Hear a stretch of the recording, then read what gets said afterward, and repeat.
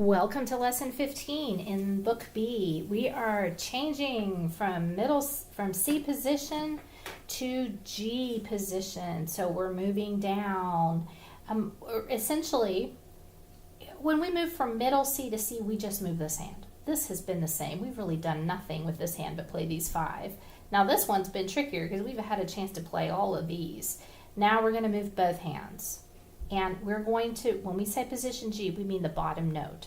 So as we did this, we moved from middle C, and we called this one C. This was the bottom note too. So it's the same idea. We're going to move the left hand down 4 notes to G, and that's our G. And that's this, and it's still a 5-finger position. So this is our new position, and the right hand is going to go up to G also. If you've been a Suzuki mom, if your child started really young, we probably did some of the twinkles, and the twinkle uses the G. And we've also said pinky G. If we've been working on some staff names, it's pink. So you can find G. It may be familiar to you already. So think about what you already know. Use that information to build on it. So we're going to start down here, and down here the child is going to feel like their hands are really outstretched because for them they are. Position G has more notes.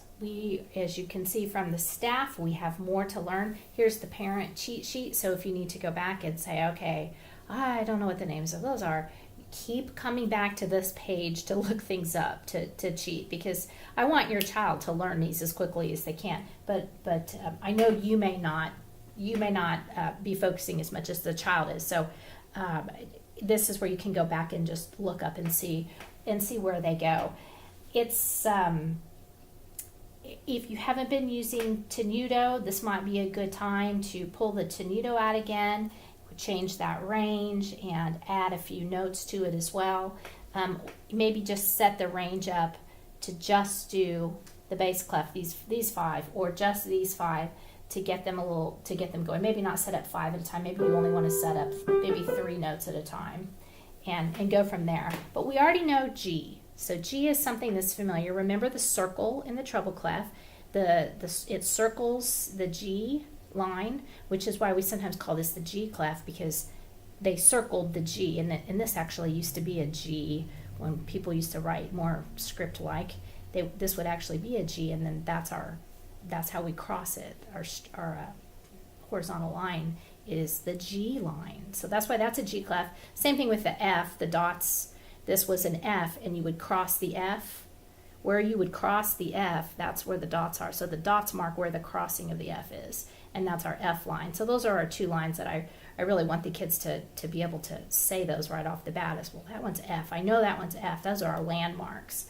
So with this one's easy. We've only got 2 songs to do this week because our focus is going to be learning the names of the staff. But this one's easy. It's just 5 fingers up, 5 fingers down, 5 fingers up, and then back down.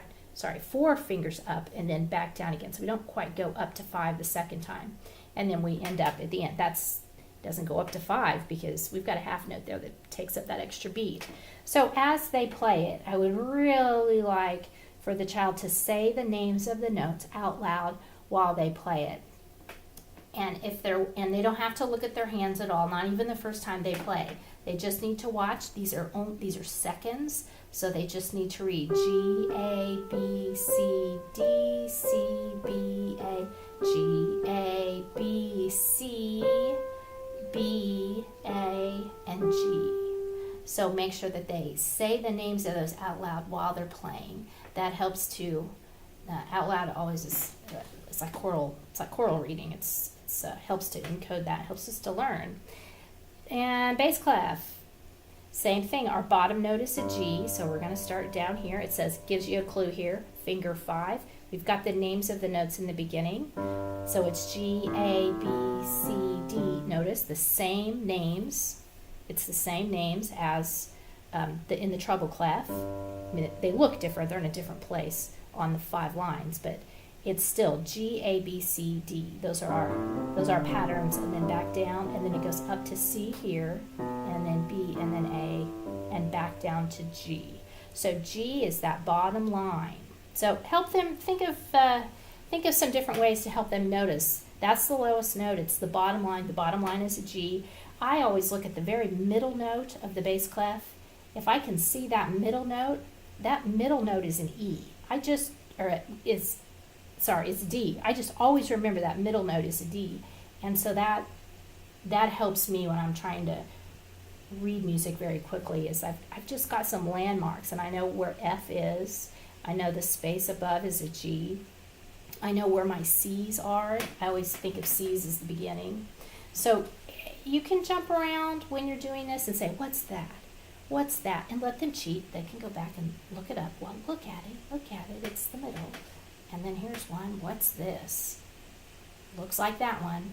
Remember, kids learn by pictures. You can always count. You can always count up, but really young children learn through pictures as well. Once they get to about 5, then I think they can think a little harder. So that's position G. The other one we're doing is in the technique book, and this one is called First Team Warm-Up. This looks a little bit like the last one. These are also seconds. These are seconds. And even though it looks like a lot of notes, we're just starting on G, and we're going G, A, B, down to A, and G. We're only playing fingers 1, 2, and 3 the whole way through. 3,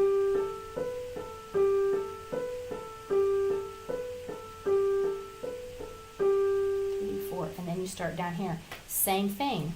We're getting used to where that one thumb goes in these new positions. 3 fingers here. 1, 2, 3, 2, 1, 2, 3, 2, 1, 2, 3, 4. Oop, I counted that one. So they can also, if they want to have it go into an endless loop, you can do the repeat over and over again. Keep them nice and steady. Have them say the names out loud. There they are. D, C, B.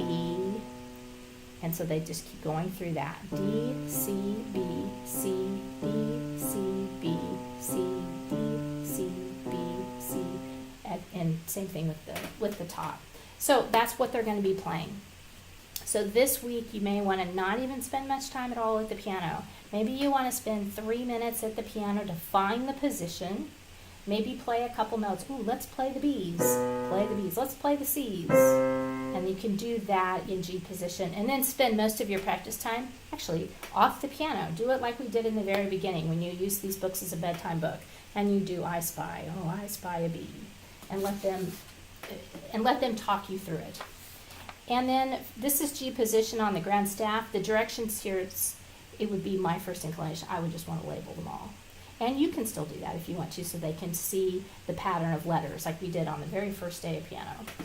But it says here to circle the left hand and right hand notes in G position. So they need to find just these and circle those. Skip the ones in the middle. Might give them a little bit of a visual of how far apart they are. Does it feel as far apart as they look? These are some things to just to talk about. You could count the notes that are missing. All right, that's it for this week. Good luck with it.